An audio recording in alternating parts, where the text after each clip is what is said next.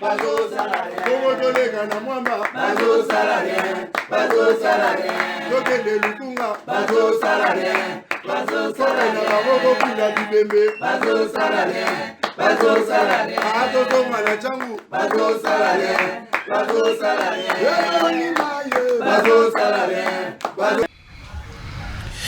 Merci, bon après-midi. Naba kinoise nyonso o bazolanda biso. Na pesi nzambe na ngai merci. Na pesi nzambe merci parce que nazu mwana kasi ya sika na kombo ya Zoé Grâce, ma petite sœur Clarisse oyo aboti mukolo ya lelo nzambe azwa lokumu vraiment que la paix et la grâce de notre Seigneur Jésus-Christ et accompagné moi na Zoé Grâce mwana kasi ya Paul Tosua. Et petite sœur, bah félicitations belé na bof na biso kitoko ya trop. Après-midi à l'élo boyebi chaque jeudi à 16h ils a la plateau ya ba journaliste ya ba pandi sango oyo bazali na ba chaîne ya télévision différentes mutuno mutaza na organe de presse na emenelinga to kutanawa to sincèrement makanto tout ça l'analyse par rapport à nyonso oyo eleki oyo le kanamboka na biso mais comme boyebi ete ndeko na biso Yves Bouya Israël Mutombo afundaki atindaki na boloko lelo Yves Bouya za na boloko mais ba démarche ezali en cours ndeko na biso Mutombo asengaki Yves Bouya asenga bolimbisi asenga bolimbisi asa la vidéo comme asalaki yango tene ndeko Yves Bouya lelo aza se retrouver na prison ya Makala na ba Jakinda na ba tubele bele bakikutana kuna vraiment Yves Bouya za na soutien ba journaliste nyonso ya Congo mais ba journaliste ba kufa ba tu nyonso ba kufa pona mboka oyo za na soutien na bango tout le monde te soutient courage tu ebi que moi si azo manqué vraiment makasi na ndako Yves Bouya mais tu ebete suka okobima Nelson Mandela 29 ans ya boloko tanga bima komi mokonzi ekoza la tango yokobima ko remplacer makambo belé na o Italie na corporation na biso yami balé to robeta lisolo o ya ba Rwandais 500 to Rwandais bakoti na mboka na biso officiellement bakoti mais apparemment na Kinshasa on dirait silence za makasi et puis makambo ya koya ya roi de Belge zo mbuyema makambo muke Nazana Dédé Amouli, l'habitué du plateau. Bonne ndeko. Merci Ndeko Tosua et Senghor Zali une fois de plus na plateau nayo. Kokabola moi makanisipe pour moi analyse politique na biso to sali durant la semaine, c'est un jeudi. Donc on a déjà 4 jours on a travaillé par rapport à l'actualité politique la CPLP comme ça na Lingete za bien. Pour babio sala kuna na IGF. Non. Motema mabeka que ça na bateau balingete mboke ke liboso te Jules Lingete aza ko bunda na eloko moko lelo résultat na monani na DGI on a fait de recettes et salama nanu te depuis beaucoup. S'il y a quelque chose qui travaille bien, s'il y a quelque chose qui fait un bon travail, s'il y a quelqu'un qui a l'amour et le patriotisme pour amener ce pays à l'émergence, mais c'est juste un service. Et ça là depuis. Mais il fallait qu'il y ait un homme de cœur qui aime le pays, qui a la conviction d'amener ce pays en émergence. Ça Lingeti. Non. Papa, ceux qui l'élo vraiment DGI et ça des recettes, c'est parce que le directeur prédateur Dédé, on l'a peur. Dédé, merci. Là, c'est ça, c'est on l'a peur. Il y a Moussala la bango. Pourquoi on a pas ça dans le temps? Chantier bon, il a qui ça, il y a un directeur d'entreprise et télémi pour être. Ils ont peur à ce que merci. Je fais Kitawana. Merci beaucoup. Jules Lingete. Merci. Dédé Zela. Tozo Zelapé. Jules Lingete a fait la mission enquête. Il y a un bon nyonso va dépenser dans Roya et Roi A. Tozo Zelapé. J'ai la ligne de la conseil la bisopé enquête atina inspecteur na iska mbongo robima na koya ya papa aw to boyo détournement va détourner ki merci danou kefula beta biloko muto azana kanda ya président Félix pour oser okunda makasi dikola président Félix ndeko poto soa pour ça micro ndeko poto soa merci mbote na confrère na ngai Dédé Amouli mbote na mon frère ami Gauthier c'est bon retour pour la Zaki. Merci mon cher. Oui. Ah oui oui ngapena ah bon na le comité toke na. Alima Mboka. T'es pas parti kana nous. T'es pena. Biso. Voilà la face. Dès qu'on a biso Yves Bouya parce que ça dit que ça vous soutenir faut le dire qu'aujourd'hui, il ne faut pas voiler la face que je te bandais au cancer, qu'on a besoin de journaliste, et un journaliste, parce qu'un journaliste ne peut pas faire arrêter son ami. Parmi règle na biso yango wana comme un journaliste ne peut pas remplacer muninga mususu na poste na yo azali par exemple to comme na dossier so balongoli na bosolo pe bosembo te alors mais na yo ki makambo ndeko na ngai amoni alobi photo bana mala bango na kotika ngwele kate alobi que oui alobi il a inventé à Lingeti mais oui mon frère vous avez totalement raison merci beaucoup non so na koloba na mona à Lingeti na sana peuple te Kalingeti tout ce qu'il fait là-bas, ça n'a peuple les à zéro. Ça n'a peuple non. C'est là. Mais là, il y a plus haut. Parler. Mais t'as bilo. Ça n'a peuple tout ce Kalingeti. Kalingeti c'est pas naïe. Ce qui ne connaît qui fout la yé à Yibi, naïbi emio. Congo Yibi. Mais ce qui d'anou qui fout la bimi, je suis ça me des zongi. Mbongo bayi ba les onga raté. Pour nani ni pété musala Kalingeti peut qu'on vérifie. Oyebi ça comme ça ba monter bayi ba.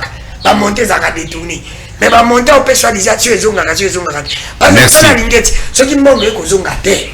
Donc va monter à Koloba, on va te détourner. Ce qui est juste à ça, nous salates. Mon monsieur qui était des années. Merci. À Lingeti, Azo Pesa Biso Kabilo Chinois. Très bien. Azo dénoncé quand même. Après Moussala n'a été on l'a mis pour nous. Lingeti, ça ça qui l'intérêt à peuple. Et l'autre on a que vie sur ça vie à peuple comme on le change. 6 milliards et continue à DGI. Et continue à tout le monde a monté. Mais et continue à caisse à pardon, Dédé, continue à caisse à l'État. Dédé, d'accord. Tous à la motema ya bosembo, ya kolinga. Tous luka, tous à la motema bosembo. Ya kondimane sika mosala ko sala matete. Merci. Oyebaki ndeko ko sala biso na tolérance zéro. Biso soto yebiye. Alors il y avait 16 milliards de dollars qui coulaient dans les poches de Congolais qui dirigeaient ce pays. Aujourd'hui, merci. Aujourd'hui, on a quand même qu'on ait l'opportunité d'avoir un monsieur qui a merci. Et il y a un travail qui s'est fait. Merci beaucoup. Non, c'est bon, Nego. Dans nous, Zela. Tout à fait, sous nos confrères journalistes, Azali, directeur général et Netic.news. Gauthier Sey, Bichi. Ndeko tosu abimpa nous est qui na otipé Grand Kassai na sali moi tourner moi kuna moi mingi. Merci pour l'invitation. Mbote na ba amis confrères autozo partager na bango plateau lelo ndeko dans que flat na partager les plateau kala na ko débattre na nga de tout le temps to soit na kanae et puis mbote na ba kongomani so ba kolanda biso partout mais simplement je suis un peu frustré, un peu écœuré. Na ba propos ya muninga nanga Dédé Amouli d'entrée de jeu mbalamoko abandi ko loba alingeti ko sala musala et entendre parler mon cher ami c'est comme si DGI ezana ba mandataire te alingeti ndaza mandataire na DGI et pourtant nous savions que alingeti n'encadre pas simplement la DGI azako encadrer pour Natra azako encadrer p poste. Mais pourquoi là-bas il n'y a pas de prouesses? Quand on a DGI, dans CNSS, là où il y a eu des réformes qui ont laissé parce que les prouesses n'ont pas commencé avec Alingeti. Nous avons informé de Konangaï qu'avant qu'Alingeti n'arrive, la DGI a savait que tout le monde a croissance est belé par rapport il y a 3 ans passés. La CNSS. Oh, et Kenya Monto, Bernard. Dédé. Mais ici, il faudrait reconnaître que Barnabé Ouazali DG à DGI, il y a un comité à Lingeti na service ne baza ko encadrer, des baza ko encadrer na Onatra, na poste, des baza ko encadrer na Jefrem. Mais partout là il y a des problèmes. Et les mêmes prouesses là, tout autant qu'on a des entreprises. Foner, CNSS, na DGI. S'il vous plaît. Parce que là, il y a eu des réformes qui ont été, n'est-ce pas, initiées depuis la Kabylie. Et nous avions connu des performances. La preuve en est que CNSS, tant qu'on a à Koutaki, il y a 350 millions à banque. Merci. Tant qu'on a 400 millions. DGI, tant qu'on a à Koutaki, réserve, il y a plus de 800 millions. Tant que vous voyez, comme on a 1,5 milliard, donc ce n'est pas 1,6 milliard. Ce n'est pas l'espoir d'Alingeti. Donc moi je comprendrais combien l'espoir d'Alingeti. Tant qu'on a mon Onatra, Bakanar Boaten sur Télémi, Namoni Sona c'est Télémi, Namoni Poste c'est Télémi. Donc arrêtons de distraire l'opinion. Merci. Alingeti c'est tout sauf un vrai gendarme, il y a finance publique parce que lui-même, ce que tu as dit Charwanaye, ce que tu as dit journaliste hier à entretenir, on remet tout dans mon studio que tu as wapi. Merci. Et quand il y a $500, $1000 et pas musicien. Donc tout ça on sait comprendre. On a évité ceux qui font les mois contre moi quelque part. Très bien. Non, On ne peut s'en passer. Non, je vais te donner la parole. Une personne a mis le couteau à ma casse.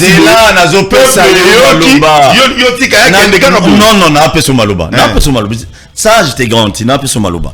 Tous une régie bâti la mission les mailles à porte-parole et à gouverneur et à Nord Kivu. Tout comme à maloba qui, tant que aux hommes et bon, tout bêta bilo ensemble. Merci.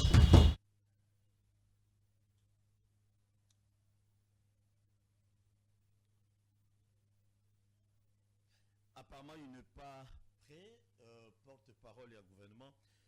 En même temps, tout le monde va il n'y a pas ligné avant de calme. À comprendre parce que dans à lobby na bande comme ça surtout fongoli téléphone siko to bande ko belé ba ko condamné à lingeti muke pourquoi parce que toujours azo dénoncer mbongo nguzunga répéter mbo s'il vous plaît ba mbongo belé toujours ko non ndenge roi de Belgique ya 250 millions d'euros sur 250 combien de montants hier tout le monde a besoin ngoté impact na population ndenge dans lobby et ko za na ngopete to zo na régie tikanga kalmo walingeti na lingobolo bango pampamate toke zonga toke beta bilo na régie. Les forces armées de la République démocratique du Congo informent l'opinion nationale et internationale que depuis l'arrestation des militaires de la force spéciale rwandaise dans les territoires de Rutshuru au nord Kivu, le Rwanda a changé la tenue de ses militaires pour dissimuler sa présence dans les territoires congolais aux côtés des terroristes du M23. Le Rwanda a déployé dans les environs de Tchanzu 500 militaires des forces spéciales, tous habillés d'une nouvelle tenue de couleur vert-noir et coiffés des casques de sa force spéciale. Pire encore, les terroristes du M23, soutenus par le Rwanda, leur mentor naturel, se sont intentionnellement attaqués à la MONUSCO à Muhati, non loin de Bikenge, dans le groupement des Djomba en territoire de Rutshuru. Pourtant, la force de la MONUSCO est en plein exercice de sa mission conformément au mandat du Conseil de sécurité des Nations Unies. Au cours de cette attaque, 3 casques bleus tanzaniens ont été blessés, dont un grièvement. Ce dernier a été évacué pour des soins appropriés. Rappelons que cette nouvelle attaque, dirigée contre les casques bleus, intervient après tant d'autres, surtout celle contre l'hélicoptère de la MONUSCO qui a été abattu et qui a coûté la vie à 8 soldats de la paix. En s'attaquant à la force des Nations Unies, le M23, soutenu par le Rwanda, confirme son caractère terroriste. La population congolaise est appelée à la vigilance et à dénoncer la présence de toute personne porteuse d'armes et habillée en tenue vert-noir.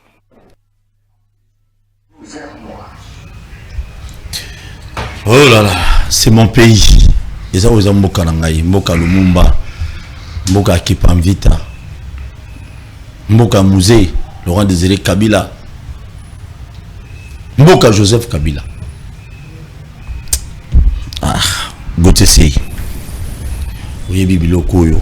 Oyoka qui a mot déjà avant, je crois, parce qu'il est mort, on est allé l'ôter. Réaction de cause à l'année. Bon, c'est quand même très. Il n'y a pas si makasi Kolanda Makambo Aboye que Salema Rwanda a ça pour continuer toujours malgré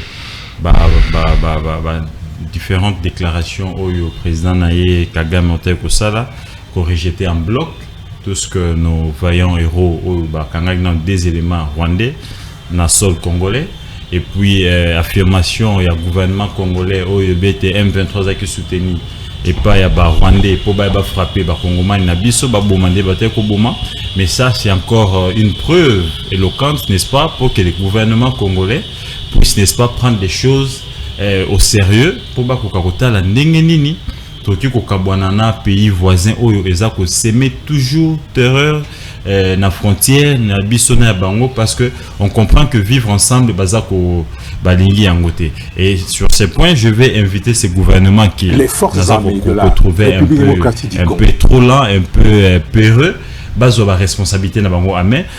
Plus tozo que na ba négociation, plus on est en train de perdre nos frères et sœurs.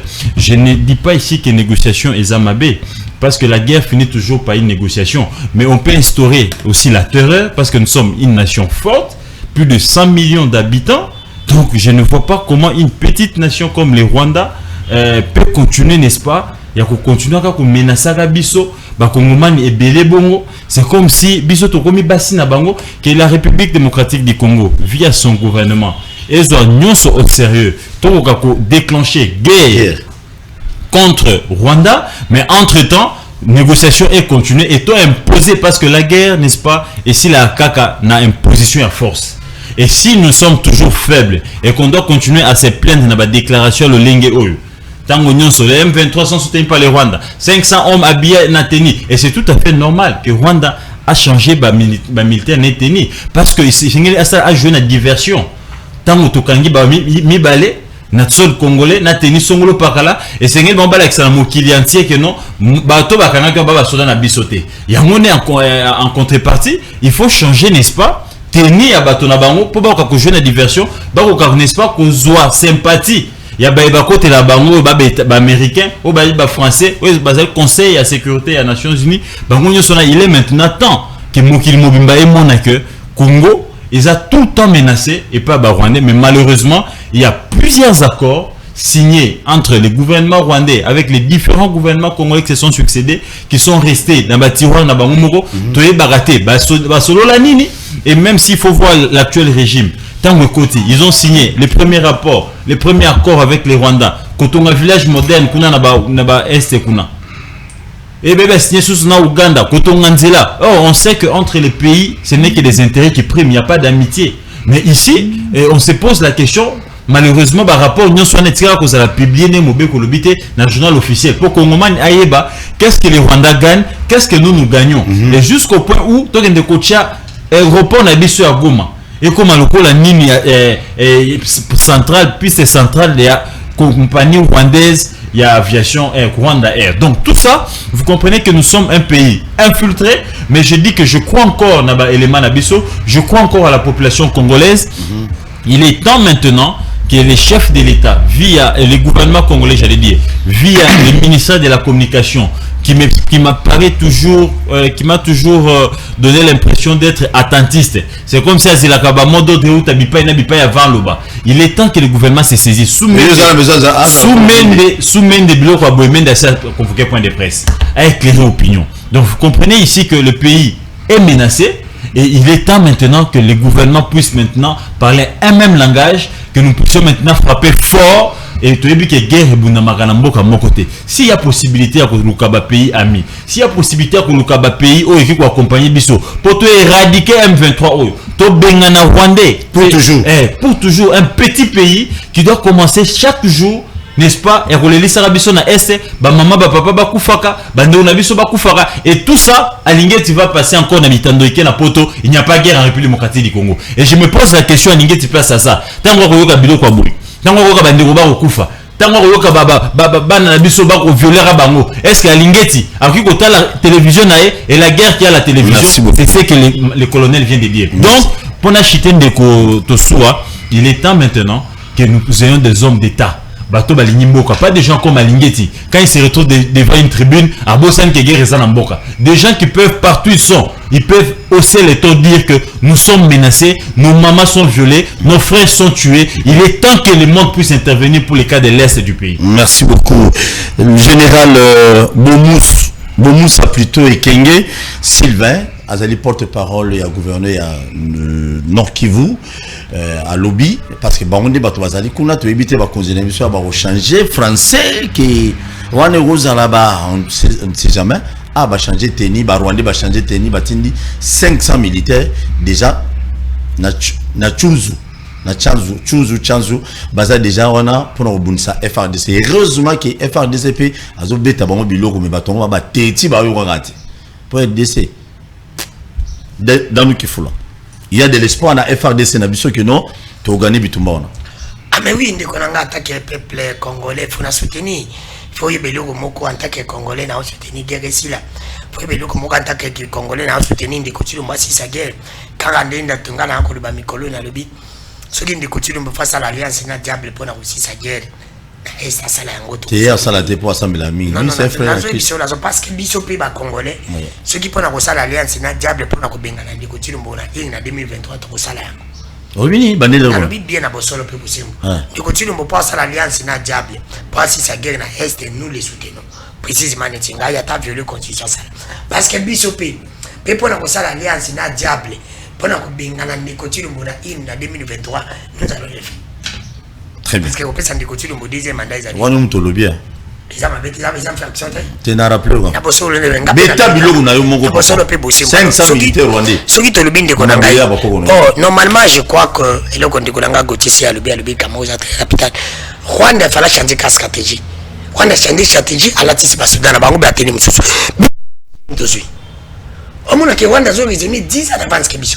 Biso stratégie da ko benga na ni papa yao. Yende papa aussi za biso guerre. Yende par exemple Rwanda aussi za biso guerre. Bambongo babengi organisation pour na roi. Pourquoi pas tous zongo pour na kotsangata na armée na biso? Parce que les tous les locaux peuvent discuter. Ceux qui ba konzi ya Congo ba lingi vraiment Congo. Pe ba lingi guerre ici là. Ambako ba konzi ya Congo faut pas comme maneti comme ça. Comme ça ninga rappelle tu attends la intérêt na. Ba konzi ya Congo faut ba tala ka intérêt na biso. Intérêt na biso zali mena est guerre wana ici là. Ba moi ni ba ko sala. Pour la guerre wana ici là. Ce n'est pas moi ya ko benga roi belge ya ko benga papa. Il venait pour faire quoi? Yango pe na lobe isu ndeko nanga lobe ndeko nanga dede amula ko maloba aye bisa lingeti maintenant a changer maloba ya ko loba ke guerre ezate wana to benga oni aluke na biso mo mususu parce que na bosolo pe bosimbu yango nga na ko loba ke alingeti ako sala musala parce que ceux qui ba retomber ya mbongo ezali na réserve de change to mona yango na ramene ndeko est-ce que ba ko benga te papa mboso ba ya ko sala Congo pour ba changer budget ya armée ya pe boula. Ça on a besoin de peu possible. Est-ce que on dit ma député on dit ma? On se comprend parce qu'il faut tout réfléchir. Il faut qu'on réfléchisse de copol. Ils ont raté qu'on y a la TV qu'on gagne non. Est-ce que les lopes n'a besoin de peu possible mon gars n'a monique bah il y a guerre bah l'ingité ça pouvoir mettre en place. Les autres non n'a besoin de peu possible on a qu'on peut sur idée de copol. Bande qu'on y sur ma marché. On moni peut payer marché mais tu m'as beaucoup 18 ans. On moni quand même la boucle marché. Même bah musique bah ça va l'idée était bah marché. Mujito l'idée. Te mujito l'idée. Te mujito a vedette. Ils en ont pas dit bah auto benga kaba. Azan vedette. Ah vedette na basta. Basta bazali ba vedette. Beta biloko. Beta biloko. Moi botanga neti basta otanga ba Fayulu. Bambemba, Kabila, ba Félix. Papa Toké. Mais ba mujito. Ba parti politique de ce marché. Ba marché. L'idée c'est marché te. Idée c'est marché te. Idée c'est marché te. L'idée c'est ba bimi. Tala popo roya tande idée c'est bimi na nzela. Na moni CG na banga koti na Transco. Au lieu que na mona bango na nzela pona guerre ese babimite na zo pisa mbotolo pe sembo wana to ko benkelani tuki guerre ça kilo bipo na Kabila le pe guerre ça pona ndeko Tshilombo mais bon il dépense une marché ne bitumisi mais non ndeko mais bato ba marché ba parti politique mususu wana baza pe ba congolais tozali na problème ya kozala ini tozali na problème et omoni le loto na bosolo pe sembo bato aussi sa guerre zanga na de détena na poto to su atende to likina media bato ba aussi sa guerre zali ba soda condition ni ba ti ba soda condition ni ba peti ba moyen parce que to komisa ki équipe to lata ba variété de ce pola to le pour l'idée na soda paye muke ah merci voilà mboka so bebe ba muke na munene to na muke na bale tika tozo sili sa beta biloko na nous tika na ba beta biloko so bebe e be ba ka solote e be ba kana nyose mona na basini ezate ko lata ba drapeau ya ko lata bilamba fa ADC ne ba ba lata ko sana ba TikTok to soutenir fa ADC te yonde ko sisa guerre te ko benga ba passer ba sambela kata ba wande ba sambela pour aider ces après na ko sambela te mais premier na okende église on se comprend de comprendre parce que les longs na zabu na vana une mission na côté na city mo na Monica na bosolo pe bosimu na ah ADC mi premier depuis 2018 mi premier le on a tuna ah na tanga no bi ba tuna premier ni ah de mi premier pays na ba promesse Mais j'ai dit, non, je suis mon ambassadeur. Pour la toute première année, c'est ma première. Premier pays n'a pas promesse. Nana Zolaka. Mais on va pouvoir en place.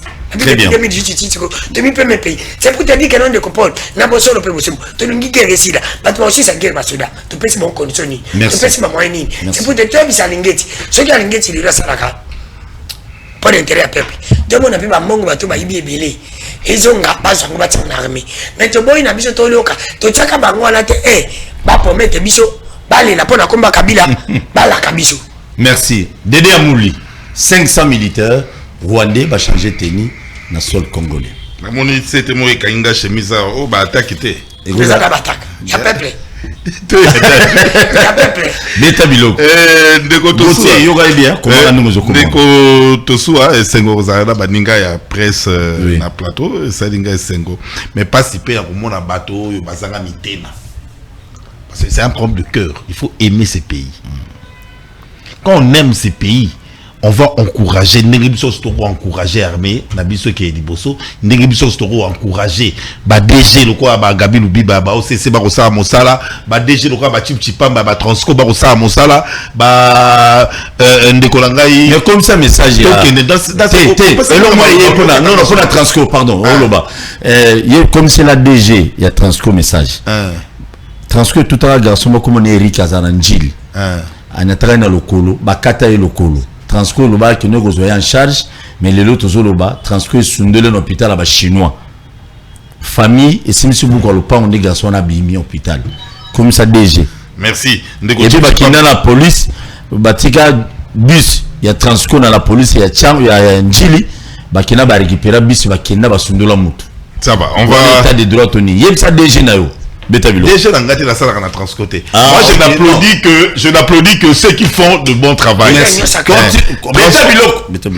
Ça veut dire on évolue. Donc je crois que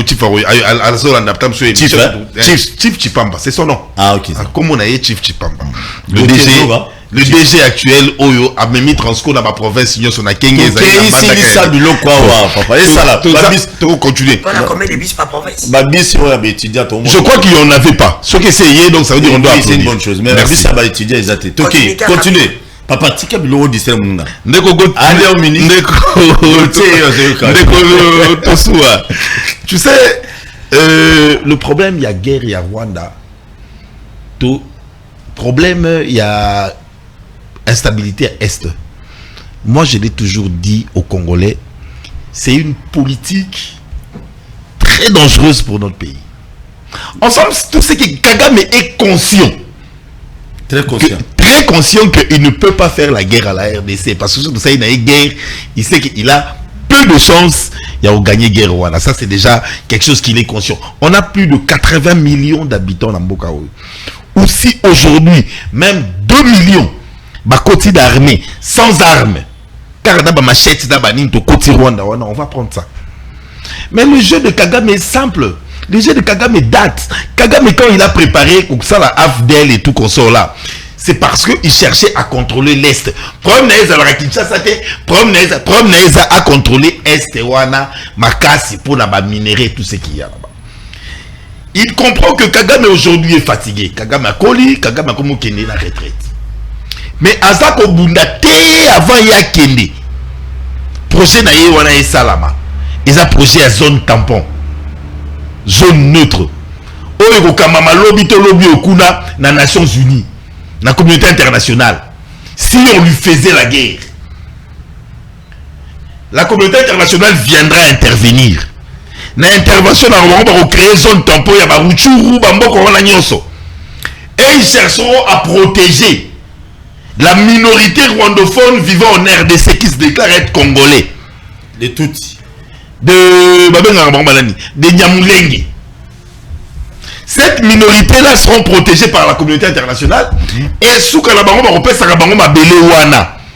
Comme ils sont rwandophones, en fin de compte, mabele a son tampon wana et okende bongo na tendance ya Rwanda. Et Rwanda a profité de mabele wana. Roubaix est venu avec son histoire, il y a commune rurale à Minembwe. Aboundi Nangobo était simbité. Le chef de l'État, on l'a appelé, je crois, en Belgique ou France ou Londres, en Europe, pour lui poser la question si le Badiamouleng était congolais. Il a accepté. beaucoup de gens n'ont pas compris le jeu du chef de l'État. Il a compris que c'était une question piège. Paul Obayete Banyamulenge Baba Congolais, Banyamulenge Baba qui sont en insécurité, la communauté internationale est là pour protéger Bango et puis créer les Bango zone moko pour la protection à Bango. C'est ça où, jusqu'à preuve du contraire, le gouvernement hésite de faire la guerre parce qu'il y a un jeu politique. Oh, Gauthier, c'est une jeu politique. Wana, oh, Gakame, Ako, Luka, Kosala, pour créer ces zones tampons et permettre Bango, qui sera à profit à Bango parce que on va amener la petite communauté rwandaise. Oh, Basalara, Awa, Wana, protégé par la communauté internationale, Tokosuka, le roi, les Albanais, à Kosovo. C'est une histoire où ils salama déjà avec la communauté internationale. Très bien. Comprenez? Donc, ils attendent. C'est un petit pays. Ils attendent à ce qu'on les attaque. Et ça, le projet, on a établi, ça fait plus d'une trentaine d'années. Il faut qu'il y ait un dossier à Rwanda dans la sagesse. Si je dois, comment dirais-je, précédemment par rapport à Alingeti Alobaka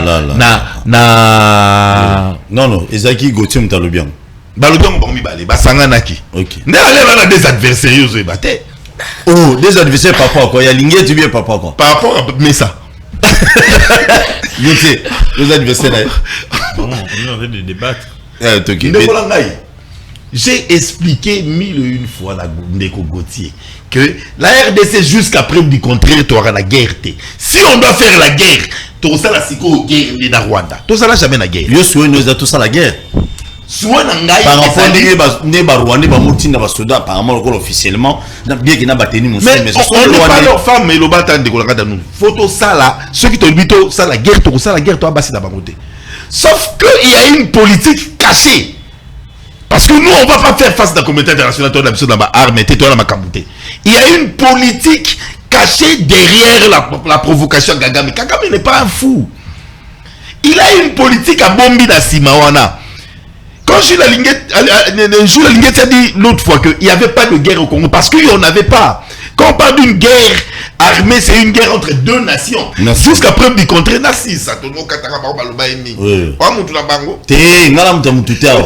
il n'y avait pas une guerre officielle. On avait de guérilla, il y avait de guerre asymétrique. Gauthier Ayebi. Mais aujourd'hui, Rwanda n'a commis guerre pour que, à mettre en exécution sa politique, il y a zone tampon que la communauté internationale viendra imposer. Merci beaucoup. Merci, merci pour le bien béni. Merci. Mais ne comprends pas soi. Na bosolo pe bosembo na okinde konanga lobby.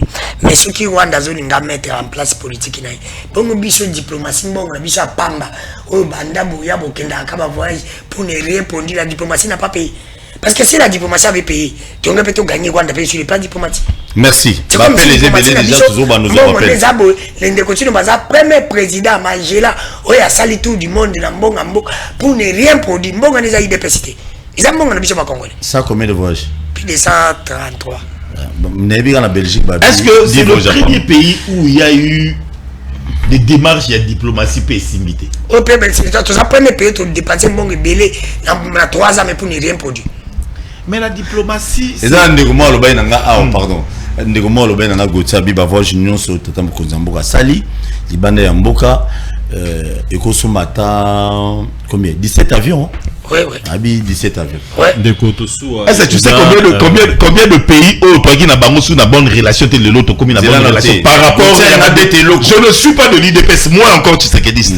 Mais au moins j'appuie toujours quelque chose qui se fait en bonne et due forme pour l'intérêt. Merci beaucoup. Téléphone est 4 nana pasi. Na mawa na mtema ko partager plateau le lo na mninga na de damouli. Je ne les retrouve pas, je ne sais pas où est-ce qu'il tire tout ce qu'il est en train de dire. Et pendant que bandeko ebele ba kolanda biso na ngonga oyo baza ko perdre bandeko na bango na S azo sabiso to céder na provocation t. Donc en d'autres termes azo ça va continuer bango boma et nous on cherche à négocier toi basi na bango. Et pourtant nous sommes une nation souveraine. Ça date de quand, depuis quand qu'on est en train de tuer nos frères et sœurs et toi tu veux que nous continuions toujours à patienter et il y a maintenant 4 ans que excusez-moi que le régime actuel est aux affaires. Il a même traité Kagame de son frère et ami. Mais les frères étaient en train de tuer. Si toi tu ne savais pas que c'était le Rwanda, c'était l'Ouganda qui était derrière tous ces groupes rebelles là pour tuer nos frères et sœurs, moi je le savais. Ne viens pas ici nous dire que c'était une guerre asymétrique et ce qui nini. Non, mais s'il vous plaît, ces groupes rebelles là, ils ont l'appui de ces pays voisins, Burundi, Ouganda, Rwanda, ils ne nous ont jamais aimés. Et Alingeti les savait. S'il vous plaît, arrêtons de venir ici voir nos petits intérêts qui se limitent dans nos petites familles. Je pense que tu as une famille élargie, tu as une belle famille. Il y a des tantes, des zones qui se retrouvent peut-être à l'est du pays, qui sont en train de vivre à ces moments ici, des moments difficiles. Ça crépite à tout moment. Il est temps maintenant que le pays s'élève. Il ne faudra pas ici de te question avec beaucoup de légèreté, parce qu'il faut défendre Alingeti, parce qu'Alingeti a le bas qui te le moyen mini. Ici c'est le pays. Merci. Tikaye. Papa. Ici, il n'est pas question de dire il faut céder na caprice à Rwanda ou pas. Ici, il est question d'imposer la loi. Un pays qui se veut souverain, c'est un pays qui se défend. Voilà pourquoi nous avions nos forces armées. Voilà pourquoi nous avons les services d'intelligence. Voilà pourquoi nous avions notre police nationale congolaise. Ils sont là pour protéger les peuples, les citoyens congolais, l'air bien. Maintenant qu'on est en train de tuer à l'est du pays, matin, midi, soir, donc l'armée doit s'élever. Voilà pourquoi tu as vu les commandants, les généraux de la police. Asengaki Baimboka, Basimba Machette, Basimba Bambeli, Basimba Nyonso. Il n'est plus question ici de céder au caprice ou quoi. Il est question maintenant de se battre. Maintenant, il faut se battre. S'il vous plaît.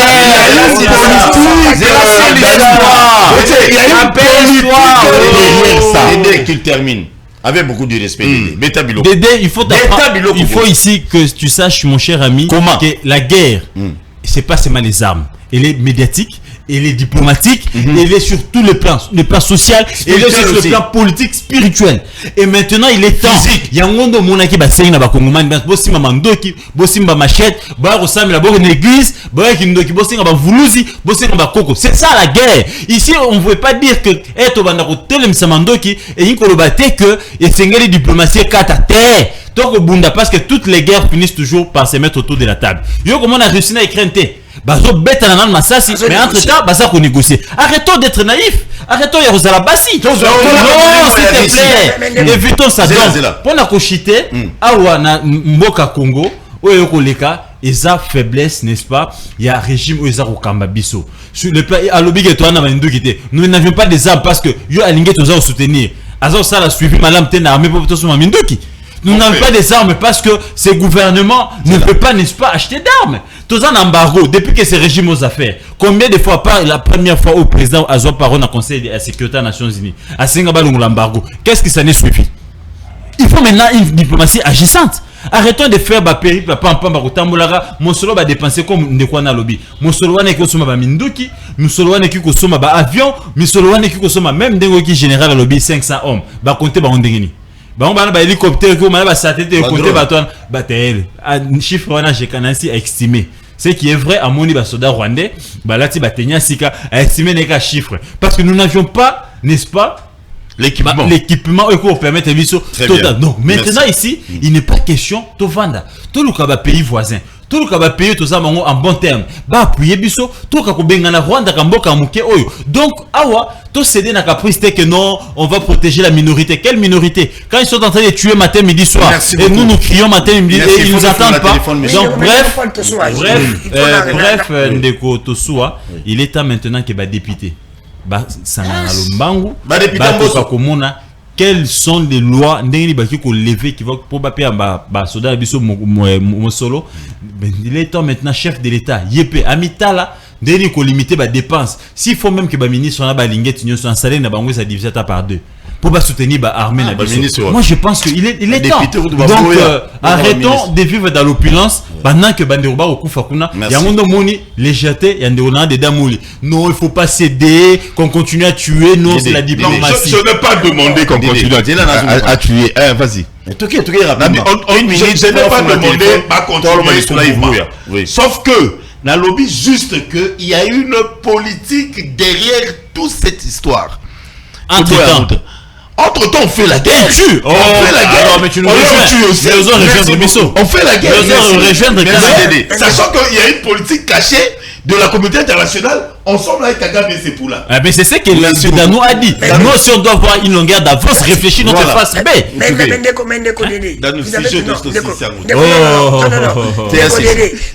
vous avez totalement raison. Gauthier, c'est Aouti Kolobana, Makamoro, Yamalam. Mais vous avez oublié ça, mon frère. Ceux qui te l'oublient, qui ont voyagé pour la diplomatie. Je crois que non. Le cas, tous qui pour m'embargo à Koki, qu'on plaidait pour la route. Mais toi, on bon pays, tous on bon voisin. Même Sassou et même Angola. Par contre, qu'il n'y a pas de temps sur ma minute. Parce qu'elle n'est que Paul. Crois-tu que maintenant l'influence de la communauté internationale qui peuvent aussi leur dire de tourner le pays? Si ça manque, nous avons des solutions. Première solution, c'est que Rwanda, toi, on a salaté. Il faut que ça, le logo Kabila salaté, qu'on déclare guerre, Bissou na Rwanda. Kabila salaté, Kabila pas qu'il n'y a pas de négociation. On dit que tu ne vas pas ça. Donc, on est décalé. Deuxième chose, ceux qui te l'ont dit, après, tu salis comme mieux. Mais tu vois que tu as milité, projet à milité, ça te bunda. Parce que si tu as projet à milité, il faut que tu aies bango, que bango, na sécuriser ce que frontière d'habitude. Parce que si tu salis, tu as sécuriser frontière de vato bunda, tu as bango. Parce que tu as besoin de peu bosser. Si tu as bien, tu as bien, tu as bien, tu as bien, tu as bien, tu as pour la souci à peuple. Vrai ou faux? Alors le quand on va la souci à peuple, bazo bambongo na bango basala ngo diviser par toi. Bango bazo depa. So qui t'en découpe. Beta biloko chité wana na pour téléphone. So qui t'es baké na condition de l'assemblée. Pas du peu ba ministre na ba bomi ba tiké na 10. Mbongo na cheke na armée. So qui ne continue ba sengi subisio loko. Na to pesa ba dernière proposition. A sengi loko habite guerre. Pona zo ka solele tezate. Ba kende glissement. Na pesi fayu na kabila to bandima. Yoka loko, yoka loko. Ce qui va dire que il y a 2 ans. Na 4 ans. Il y a glissement 2 ans, 3 ans. Na 2 ans, na 4 ans, il y a moko. Ndé continue motochike le président. Toi, il va bien kaka Fayulu na. Babena Fayulu kaka na Kabila entre-temps, le leader connu de la Mouka et Zamouzditou. Tikangana kende. Pardon, on est dans une polémique. Non, c'est pas une polémique, tu reconnais plus ce que tu as dit. Tokei kende kono ba kena glissement 2 ans. Ba yebisa ndé continue motondimi. Glissement na to pesi za président. To le gina 4 président. Mais na 4 wana, yo le cause président 2 ans. Glissement 2 ans za candidat. Batoni sont dit ma carte vice-président, pas ma candidate. C'est le seul moyen comme ça de continuer mon salika glissement aux candidats. Merci. Ceux qui faillu l'andimi, ceux qui même andimi, ceux qui Moïse andimi, à parmi les 4 vice-présidents, bon aux candidats. Merci. Il y a un problème là, Mouzit ou comment? Mais il faut aussi dire que les silences du gouvernement via son porte-parole frisent la complicité. Merci. Depuis général Sogui colonel, il a dénoncé 500 gouvernement bouche bée. Très bien, bah, non, on va porter dans ma main. Pardon. Demande l'Andeko Danou d'avoir une considération à Mouzitou. Qui fait parce que la Mouka la Bango. Mais ça se voit. Tu téléphone est Fumami, s'il vous plaît. S'il vous plaît, les lots, on va appeler Mingité, maximum, cause à la 5 appels. Et Bongo. Allô, bonsoir, Bengi Bissou, puis comment on bonsoir, là, ici, le papa Sami Nyankezila. La vie est de condamné. En tout cas, après ça, on a commis parce qu'il y a une gratuité. Bissou à Mateta, on attend l'école. Et puis, Molende, il y a catholique, il y a gratuit école primaire. Batende, il y a gratuit école primaire. Mais, Nero. Allô? Oui. Allô, pardon. Oui, allô. Les lois à gratuité, il y a 500 hommes en uniforme rwandais. Bana sol na biso et on est tombé à ma soul. Gratuité, botika. Tenez-moi, bah ça m'a mon aïe. Non, Dano, c'est la raison parce que tenez-moi, bah c'est parmi. Non, c'est là. Les chèques. Il y a changé ma moto. Il y a Beta Biloko. Tu ne le sais pas. Beta Biloko. Il est parti. Toi, merci. La Congo. Gratuité, on a tout. Mais ceux qui ont touché mon thème, Dano a la raison pour le échec. Non, ça c'est connu. D'ailleurs, tu vas payer la Katinan. Israël Moutomba Portaki, Yves Bouya, à Fundaki, Nderonabiso Yves Bouya, moi, moi, si, à tel point que non, même Nabiso, ma camarade et papa Naé, Toujours ebisa mwana ki non papa voyager, moi to ebisa mwana ki non papa za na makala te, azo piger na makala ezate. Pourquoi? Parce que papa Israël Mutombo. Je dis papa parce que na le biloko la mwana, hein? Parce que Israël Mutombo kanisi papa na ça la bien parce que ça soit la famille, moi si à Mutombo. Il y a Mutombo, bah yeba na moi si donc c'est une famille pour eux moi salaki makamalo baki wana. Mais ça n'a pas passé dans la vidéo, on a un chango, mais ça n'est pas important. Bilo nous sur le baki, Yves Bouya salinga boye, baleba kanganga et pas moulendo, grâce à Yves Bouya boye, Yves Bouya salagi diplomatie pour que non a qui pas kangsangate et tout ça. Na yoki, je ne sais pas si c'est vrai. Tango Mutombo, enfin d'agina ban misala nae, aïe à l'obiono, na évité démoni netina ingai pour na kangsa Yves Bouya. Mais bande koto j'ai rappelé ba démon abiso. Il faut qu'on éduque les démons. Parce que Nicolas démon, moi na Yves Bouya, azo souffrir démon, besoin éduquer bango bien. Tu vois la conséquence. J'irai plus loin dans une émission à Tongo. Bande ko nyonso IDPS bozo la na 4 ko ya monde. Boka éléments bo partager na ba groupe na bino. Na tikali ko lobate na émission na ya Tongo ya lelo ki secrétaire général na bino. Azo soutenir Mutombo te. Na tikolo bango te. Ne cherchez pas à créer des ennuis. Nabino bato Mutombo. Ne cherchez pas à créer des pour interpréter ma caméra la lobité. Mutombo, n'azo bande pas dans nous. Toyoki déjà que Mutombo a retiré plainte. Quand même c'est intéressant. Et enfin, Nderonabiso Mutombo a similé, a mis Kitisi, a bouqué ma peka, a retiré plainte pour que non Nderonabiso abima. Beta biloko. Ngala le bac en de pas avancer. Dans une information, il y avait quelqu'un qui m'avait appelé. Alors qu'il fallait ça, mais qu'on retire plainte, ils appellent problème car t'es bon ceux qui ministère public et c'est saisi dans dossier. C'est pour dire que non, ngana ibi musala na ngana za journaliste. Ngana ibo tala batu ba biluko ba ocho chana Dubai kuna tena micro na microscope ngana ibi micro. Ngana ibo tala ndi batala kabote. Ocho na zala bana ba nyama na libumu na ibo tala ngoti. Ngana ibi micro. C'est pour dire que un laboratoire, notre ami là-bas, c'est notre confrère toujours. Oui, c'est gars, c'est le bon. Mais comment vous expliquez, bah, ne pas comprendre le TKI. Notre ami, bah, toi, la bonne bataille, notre ami, abandonné convié, Moussana Bichot. Kolanda Bichot, parce que Bichot envie. Il y a ça convié, Moussana. Mais oui, Azaki Moussana, monsieur, Azaki Moussaki, infirmier. Ça n'est pas de problème. Mais abandonné convié. Net Bichot peut tomber vraiment politique. Parce que je n'ai c'est toujours Sinaé, tu n'as pas comme la politique. J'ai payé un abandonné, bah, rêve, n'a Kokisami. Mais Bichot, bah, rêve, n'a Bichot Kokisami. Il y a Kokisami a commis place Bichot, à l'Indara, comme il parle Bichot. Mais Bichot, bah, rêve, n'a Bichot, il pas le Bichot. Et tu n'as le bagage, il pas le Bélinga, 4 mois vidéo, à Timberinga. Depuis le comment le va Daniel savent. Merci beaucoup. Depuis la boulard, il pas le Bélangaï. Mais à quoi le bagage, il est peine de comment tu vas le Bélangaï. Mais pas si il y a un journaliste, un gars journaliste. Ah, il y a comme un député. Il n'y a pas le Bélangaï. Politique, il y a du DJ Congo. Il faut dire. Il y a du Congo bien. Yo, Kana Santé. Ah, d'accord. Déjà la moto, tu as la merci. C'est pour vous dire qu'on ne peut pas voler la face de Koita. Ndeko, tous les bichons sont imaginés, tous les 4 ans. Il ne faut pas de pommes. Au début, les lots, ils ont des règles, A, B, C, photo. Ndeko, Paul, quel que soit yo salinga ma B. Au début, ma médecin, banani na bango babenga bon ya compréhension na bango. Ordre de médecin. Ba ndoka biso ba avocat. Mais parmi ba ordre na biso tona biloko. Et le giro bani. Ndeko gote sei azali directeur information net ya WhatsApp. Soki ndeko Paul Longoli na bosolo pe bosembo te. Ngai ndeko danu na ko remplacer wana te. Je na remplacer kazana raison yo longo na ba bébé nga pe na bungi. Ngai pe danu na koki kofunda ndeko Paul ndeko gote te na justice. Il faut que nous confondions la corporation à Bisso. Nous Chada na salaka non? Oui. Problème na Mutombo. C'est ça. Que nous fondons na INPC. C'est ça.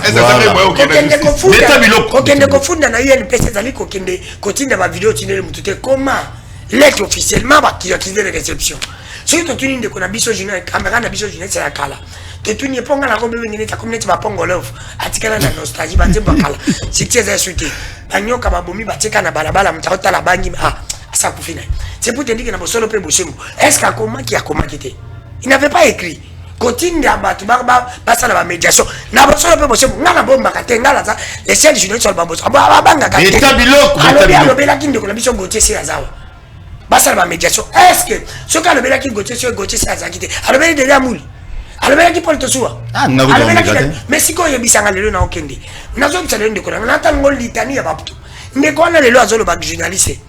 Bande azo mabela ba jeunesse kombe. Azo mabela Christian Bosebe bazali na Afrika. Christian zali mabe.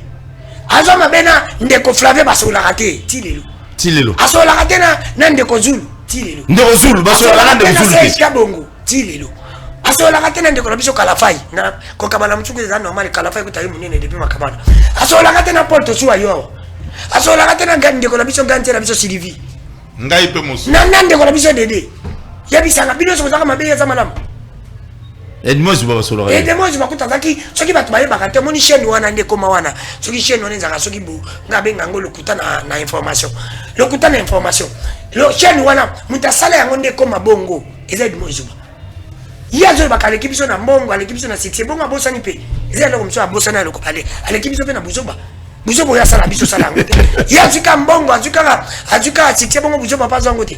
C'est pour te dire que ndeko na biso sa bereng moko monumental makasi. To bomba ki c'est parce que c'est un autre alingara da amina biso. Ce qui parle misi bouya, tout ça pour me été azongi na raison to bom chana biso tout ça net singa na sengi mutal biso na sengi pardon. Mais ce qui bouya on sengi pardon pour ça. Non, ce qui te le bila ke mabi. Mais ce qui bouya bimité ndeko Paul Tosuwa. A comment na biso na nzela parce que notre souci c'est quoi? Être un problème na ba politicien, to pinza ba politicien. Oh, salibu. Mais ce qui le l'autre entre biso na biso. Abanga ba kanga ki ndeko pite tchani. To tele makana binuti. Eba kanganga ndiko na biso lokala toteli magati.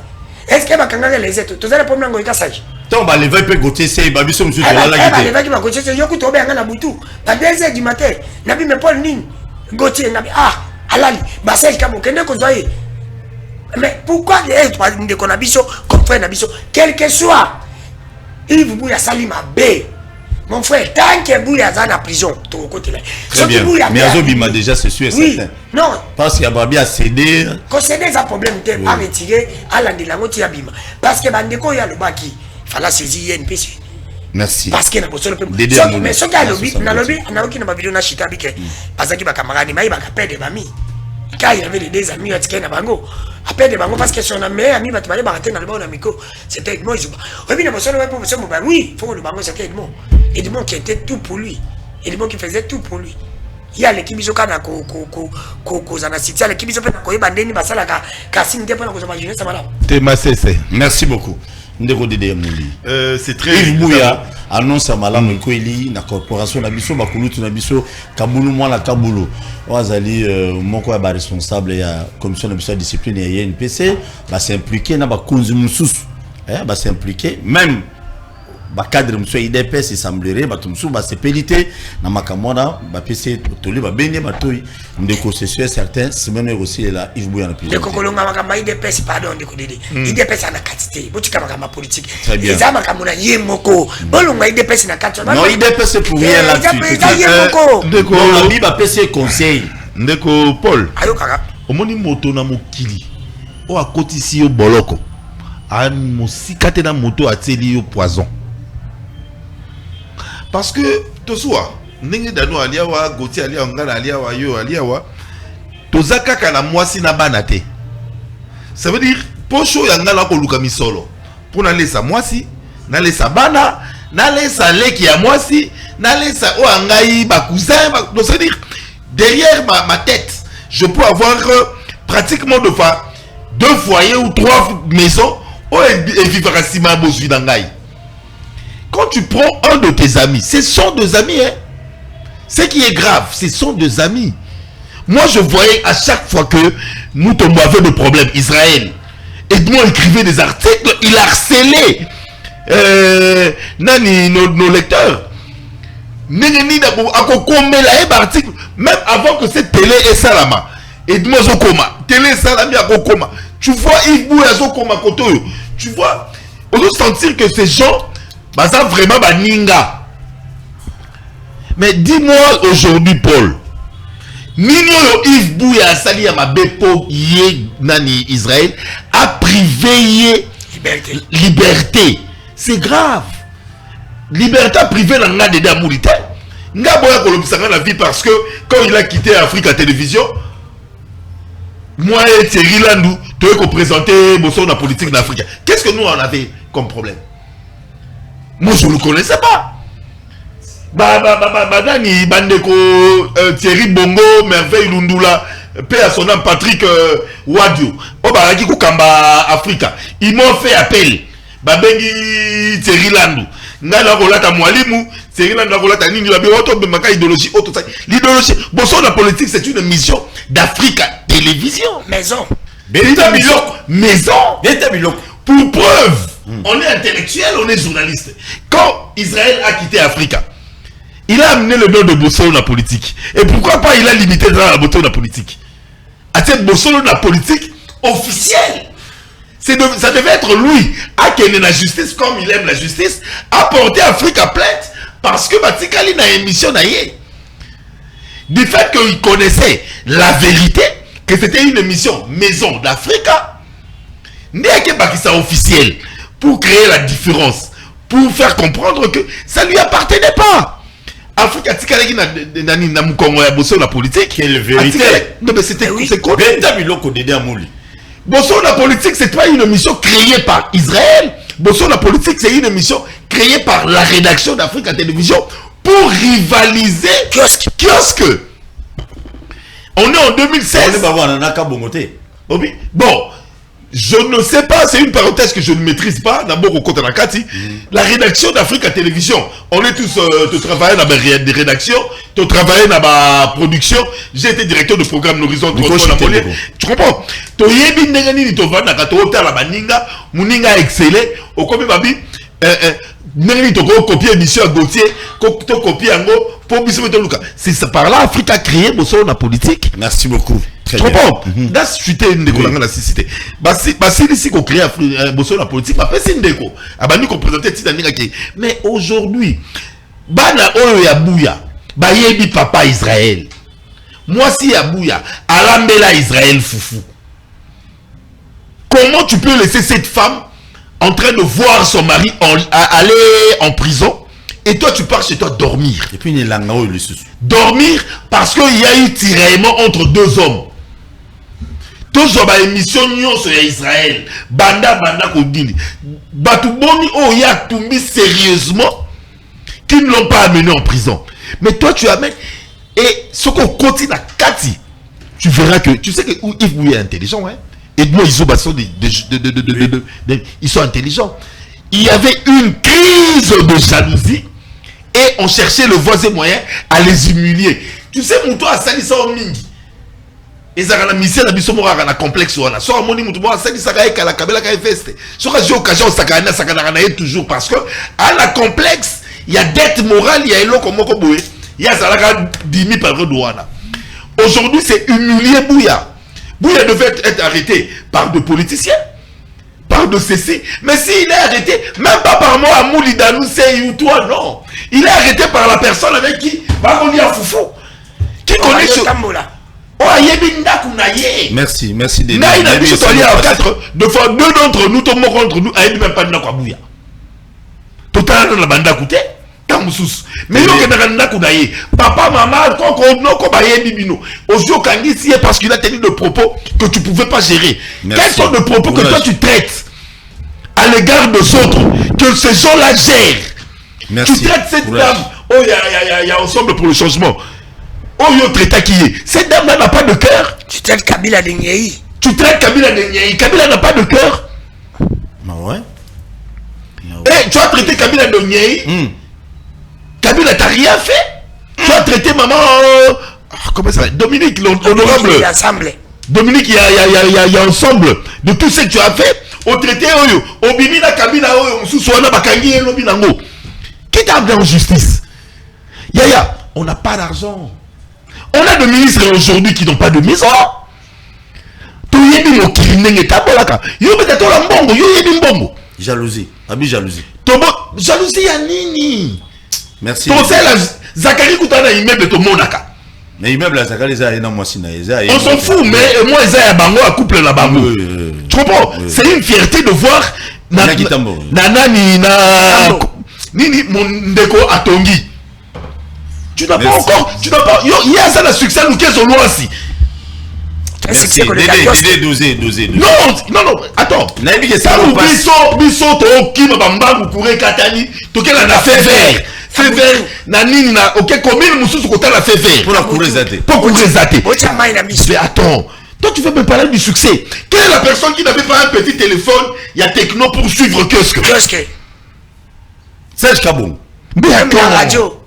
Bon, bah, non, il y aura Serge Kabong. Conflit dans mon tuteur. Dans la vie. Dans la vie. Merci. T'es Nabimi na plateau. T'es Kobima. Nabimi. T'es na respect, bah, tu vas attendre les bisous. Nabimi, na passé. Beta Bilo. Merci beaucoup. Beta Bilo. Na oyotiko na landi bandeko, mais simplement Ngande n'a les plus malheureux dans ma cambo d'équipe parce que j'étais entre les deux amis.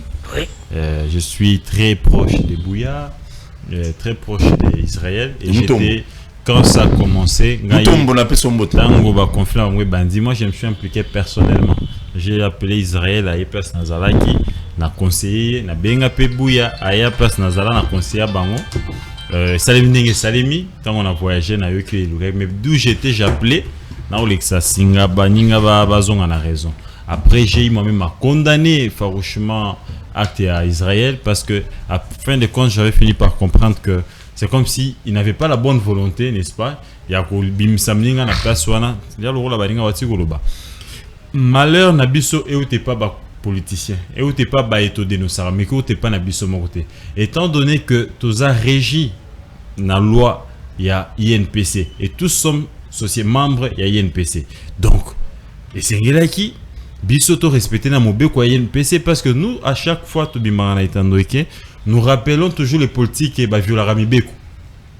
Ba sala kabwe et pourtant bisomoko toti ça la preuve et pendant que tous ça ko bunda pona moratoire, il y a chef de l'état ba kanga ba journaliste était. Pendant que tous ça ko bunda pona délit de presse, tous ça ko bunda pona DPN donc et c'est un journaliste qui prête les flancs aux politiques.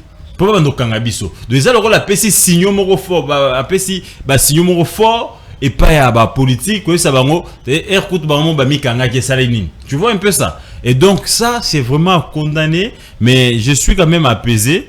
Ndenge na plateau na moni message batinde lingai et que asala qui retrait à plainte lundi, les lots tout ça désistement et que ils étaient tous y na quelques aînés.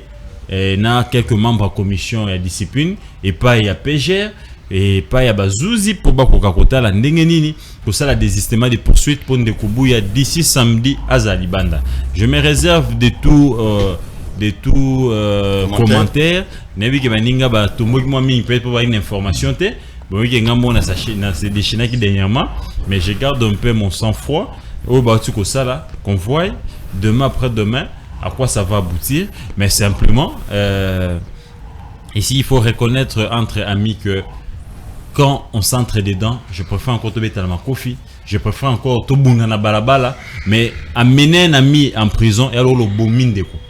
Et ce que tu viens de dire c'est très très capital. Aujourd'hui, regarde ni moi na Céleste, ngana ende ko tali na ndako, o azako tala biso lelo ba papa ba ninga papa nae o ya corporation. Quelle image Céleste aura maintenant de ses amis, de ses amis, des amis de son père journaliste? Ah, ce sont eux qui envoient mon père en prison. Ce sont eux qui font souffrir mon père. Donc tout ça, ça n'a pas vraiment favorisé le bien-être et le bien-vivre à Bisso journaliste. Je pense que Ndeko Bisika Azali, na Outu Kuluba, Azamutu, Dena Sengaki, ses deux pieds sont sur terre, sa tête sur ses deux épaules. Je pense qu'il s'est rendu compte qu'il est allé à l'extrême. Et conséquence, il a eu toute la corporation sur son dos et ce n'est pas bon. Donc, Nakanisi, qui s'active, venga s'activer pour nos Kangsa Bouya, a s'activé le plus tôt pour que samedi ou le plus tard, Bouya a recouvert liberté nae, a zongé la plateau, a zongé la. Et les restes, nous reconnaissons qu'il y a eu beaucoup de ratés de part et d'autre. Et les restes, l'INPC va continuer à suivre la commission de discipline, tout arrangé. Nalibo tabatwa finganaka, batwa swanaka, les affaires du monte bandipe na journaliste. Merci. Na avocat batwa finganaka, na politique batwa finganaka. Mais simplement, au moins, na médecin ils respectent, n'est-ce pas, leur charte, leur statut. Nous, Israël, a sali oyo. Et ça les mis et zokismo mité ma ba confrère moi ming et je reste réservé na Rolanda procédure oyo na moni ba kulut ba tindelinga ba tiko banda ba fongoli et nous espérons voir Bouya d'ici le samedi Kobima. Au cas contraire, je pense que la structure des Rajek va monter à la vitesse supérieure, annoncer des actions qui feront encore trop mal. Très bien, merci beaucoup. Je dis un grand merci à tout le monde. Mais je dirais quelque chose. Yoko lo baté, pardon. T'inquiète. Au moins, ma bé au biso, tout ça là. Yo, c'est la mounina ma bé, mais faut m'y banan yomo. Dans le bilan, on a, sur le plan général, on a focalisé pas tout mon côté. Comme tout au la bouya, tout au la moutombo. Les loyaux, dans nous, à cause de la problème, n'angaï, aïbsi batunion, ce que c'est lui qui a raison. Abîmer la saint. Mais surtout, côté na katina, on a vie privée na. Ezama B. Donc, la biso bato soyo, na sauvé crédibilité, na honneur. Ya bato mususu. Aïbsi qui m'innomme, koleleki, j'avais reçu. Ba parents, il y a mineur. Mineur ba violaki. Ba violaki te bangroseye. Dans mon bureau ba parents ne baye. On otoya, otolo babo ngala non. Moi je suis un père de famille. Moi il y a 15 ans à Zanango, c'est l'âge de ma fille aînée. Je ne peux pas. Il y a encore quelqu'un d'autre qui est venu dans mon bureau. Après ça, il m'a dit $700 américains pour appeler Moussa pas Tony Mwaba. La dame là, jusqu'aujourd'hui, a une salate, bah on ben a une sambon mutayambara sous-souté. Na pas c'est un exemple ça.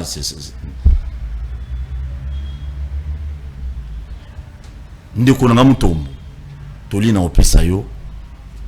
Longola lolendo. De même aussi ngape na oye ça ba journaliste nyonso baza baruki lelo.